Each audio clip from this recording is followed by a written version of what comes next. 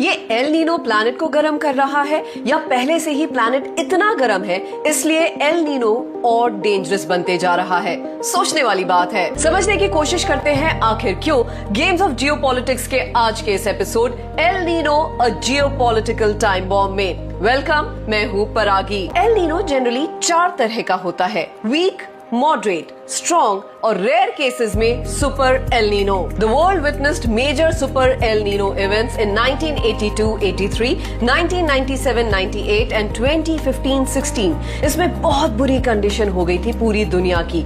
कई सारी कंट्रीज में हद से ज्यादा गर्मी, drought, food inflation. In fact, people lost their lives back then. As of June 2026, meteorological agencies इसे अभी तक super El Nino नहीं कह रही हैं, but they are warning it is likely to become a strong to very strong El Nino during late 2026 and extend its influence to early to mid 2027. Frankly, आगे जाके it's gonna get worse. लेकिन दुनिया तो पहले से ही जल रही है। यूरोप में कंडीशन बहुत ज्यादा बुरी है। जैसे फ्रांस के लिए कई सारे रीजन्स का टेम्परेचर 40 डिग्री सेल्सियस के ऊपर जा चुका है। Spain cross the 40 degree mark, Germany mid 30s, United kingdom ने तो हीट अलर्ट्स इशू कर दिए हैं with temperatures reaching around 34 degree Celsius. अब इंडियंस के लिए 34 डिग्री कोई बड़ी बात नहीं, लेकिन ब्रिटेन के लिए ये सीरियस हेल्थ कंसर्न है। अब समझते हैं कि ये वेदर कंडीशन दुनिया के लिए जियोपॉलिटिकल इशू क्यों बनते जा रहा है और गवर्नमेंट्स क्यों परेशान चल रही हैं एल नीनो को लेकर।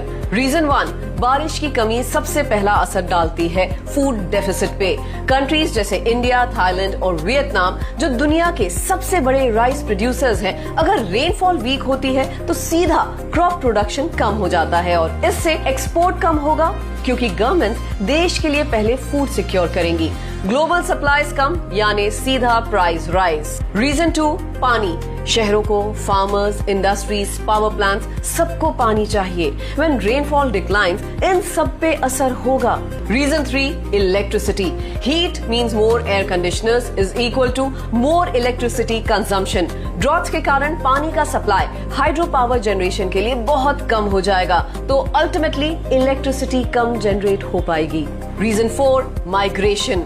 पानी नहीं है, फसल सूख रही है, इनकम खत्म होती जा रही है, सरवाइव करना मुश्किल हो जा रहा है, इसलिए बड़ी मात्रा में माइग्रेशंस होना शुरू हो जाते हैं और इससे जियोपॉलिटिकल डिस्टर्बेंस होना ऑब्वियस हो जाता है। अगर ये सुपर एल नीनो हुआ तो रियल ग्लोबल शॉक 2026 के एंड और 2027 में भी होगा। गेम्स ऑफ जियोपॉलिटिक्स का आज का ये एपिसोड कैसा लगा? Please share your comments. See you soon in the next one.